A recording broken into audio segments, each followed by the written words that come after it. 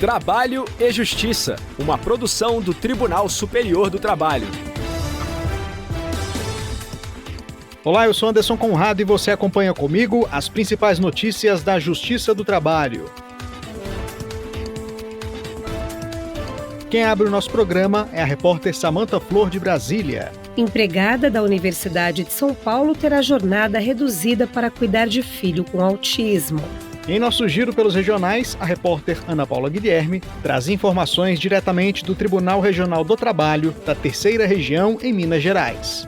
Justiça do Trabalho reconhece vínculo de emprego entre produtores rurais e ajudante de motorista que transportava verduras em Cordisburgo. Hoje também temos entrevista. O nosso convidado é o coordenador nacional do programa Trabalho Seguro, ministro do TST, Alberto Balazeiro. Se liga, o nosso programa já está no ar.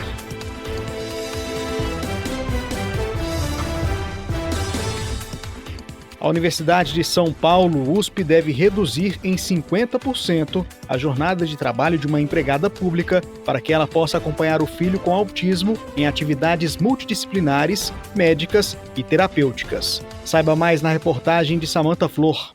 A trabalhadora foi contratada em 2004 para o cargo de chefe administrativa de serviço no Instituto de Biociências da USP, com jornada de 40 horas semanais. Na ação trabalhista, ela relatou que o filho foi diagnosticado com transtorno do espectro autista e precisava de terapia comportamental, psicológica e fonoaudiológica. Ela disse ter demonstrado à universidade a impossibilidade de conciliar a jornada de trabalho com o acompanhamento necessário para o tratamento da criança, mas teve o pedido de redução do expediente sem alteração salarial negado administrativamente. Na Justiça do Trabalho, a empregada pública solicitou que fosse aplicada, de forma analógica, a Lei 8.112 de 1990, que garante horário especial para servidores públicos federais nessa situação. O juízo de primeiro grau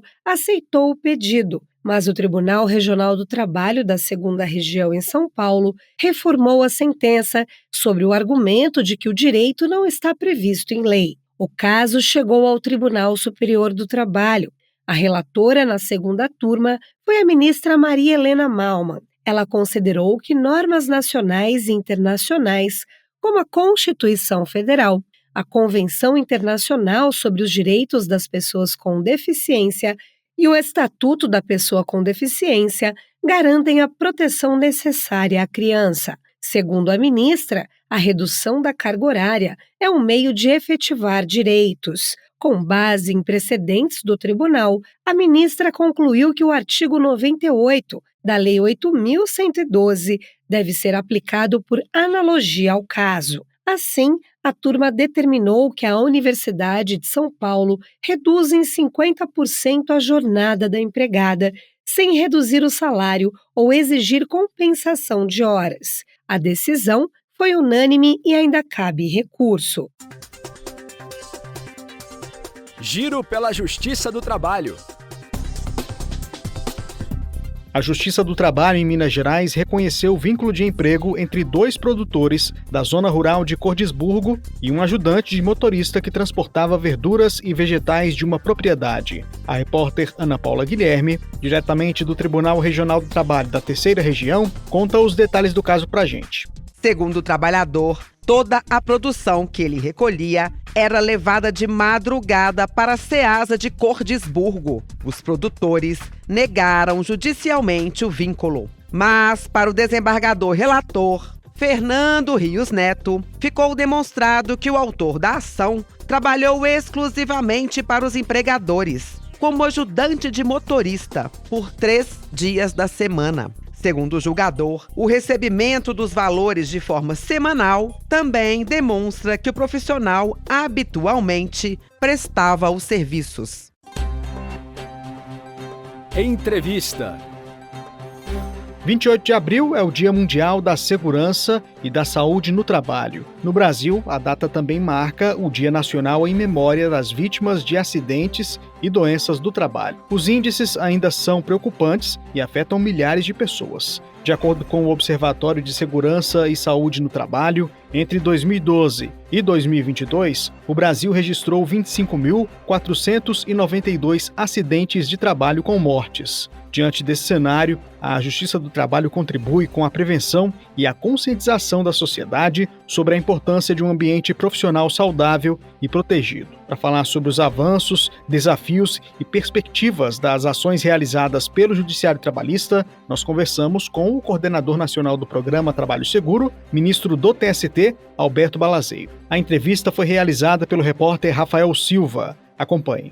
Olá, ministro, seja muito bem-vindo ao nosso programa. Olá, Rafael, uma alegria poder falar aqui sobre o Programa Trabalho Seguro, essa iniciativa do Conselho Superior da Justiça do Trabalho, que comemora tantos anos de êxito no combate à insegurança e na busca pela saúde e segurança do trabalho de todos e todas. Ministro, o tema do Programa Trabalho Seguro para o biênio 2025-2026 é Saúde e Segurança no Trabalho, Desafios para a Universalização. O que motivou a escolha? O que motivou a escolha é porque existe um debate atual sobre as novas formas de vínculo ou sobre a caracterização de vínculo de emprego em algumas circunstâncias. O objetivo do programa não é dar a resposta se há ou se não há vínculo. Existe um debate em curso, inclusive, no Supremo Tribunal Federal, aqui no próprio TST. O objetivo é externar a visão, que é uma visão que todos esses entes compartilham, de que, independentemente da formação de vínculo ou não, existe um meio ambiente de trabalho a ser protegido. Então, o caso, por exemplo, que é o caso mais falado, que é o caso dos entregadores de aplicativos e etc.,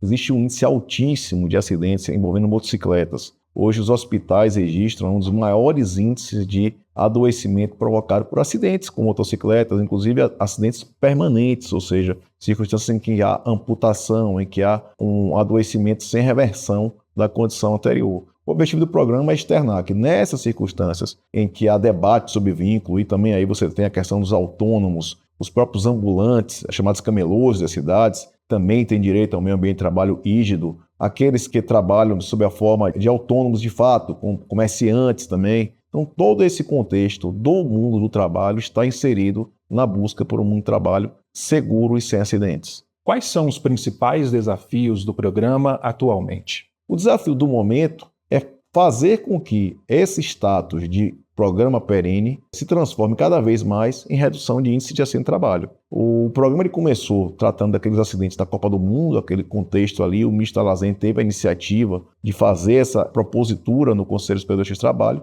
e a partir daí ele já tratou de diversos temas. O tema atual é um tema que resume esse desafio atual, o tema de alargar. Então, saúde e segurança do trabalho é para todo mundo, é para você, é para mim, é para todo mundo que vive do mundo do trabalho. E quem é que pode dizer que não está inserido no mundo do trabalho hoje em dia? Então, todos nós estamos inseridos nesse mundo do trabalho e o desafio do programa é cada vez mais reduzir índices. E a quem cabe fiscalizar as empresas para diminuir os riscos de acidentes? O senhor acredita que a informalidade e as novas formas de trabalho elas dificultam essa atuação também? Nós que vivenciamos o terceiro grau, por assim dizer, que seria a jurisdição extraordinária, temos aquela tarefa triste de encontrar numa sessão mais de 30, 40 casos de acidente de trabalho. Então, que revela que em algum lugar o sistema tem falhas, e falhas que são de toda a sociedade. Então, eu entendo que a fiscalização ela continua pertencendo aos entes do tripé estatal, a Auditoria Fiscal do Trabalho,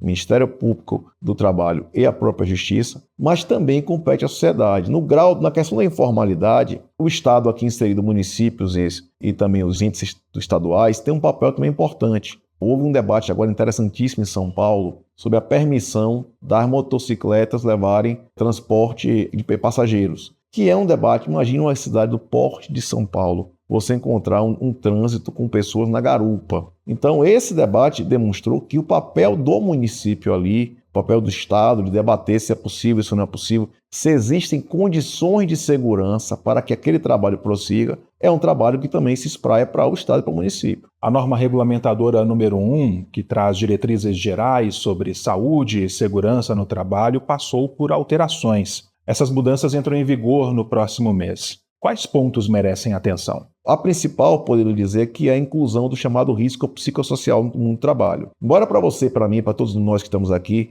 a ideia de que existe um risco psicossocial no trabalho possa parecer uma ideia comum, ordinária e até antiga, no campo legal não é.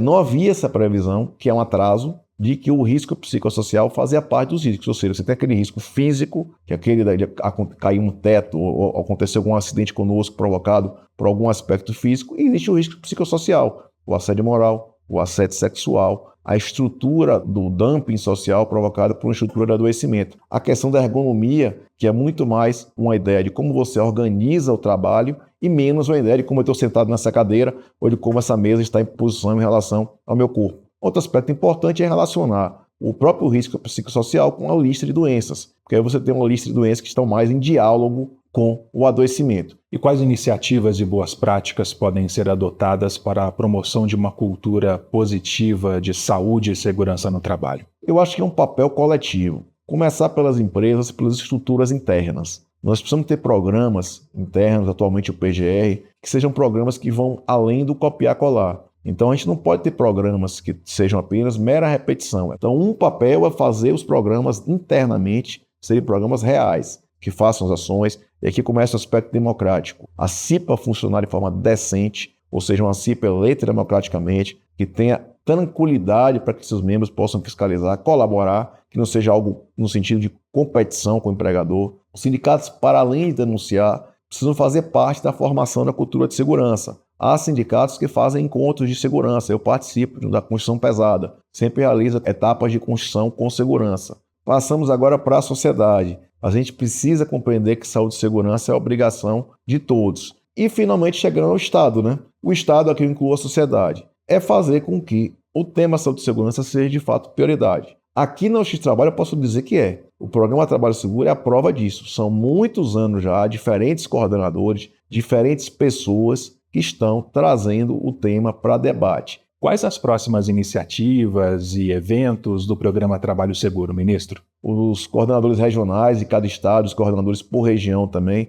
organizam eventos no Brasil inteiro. O nosso evento central aqui no final do mês vai tratar exatamente do tema da saúde e segurança, né, como um aspecto amplo, né, no aspecto de incluir formais, informais, autônomos ou não autônomos, independentemente de vínculo. Nós vamos trazer pessoas de diferentes matizes, os próprios trabalhadores. Eu acho sempre nada de nós sem nós, né, sem falar deles, sem estar com eles presentes. Eu sempre penso que quando a gente fala em trabalho digno, em trabalho seguro, a maior pergunta é que tipo de sociedade a gente quer, né? Então, os nossos próximos passos são promover saúde e segurança e trazer esses 2 meses aí centrais uma divulgação plena. Eu conversei com o coordenador nacional do Programa Trabalho Seguro, o ministro Alberto Balazeiro, a quem eu agradeço a participação em nosso programa. Sou eu que agradeço e sempre me coloco à disposição para tratar de temas tão importantes.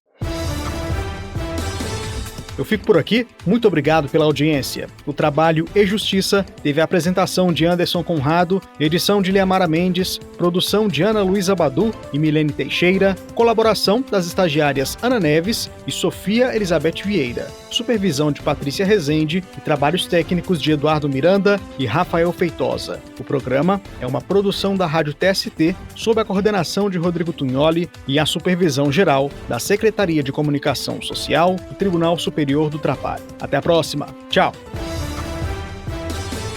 Trabalho e Justiça, uma produção do Tribunal Superior do Trabalho.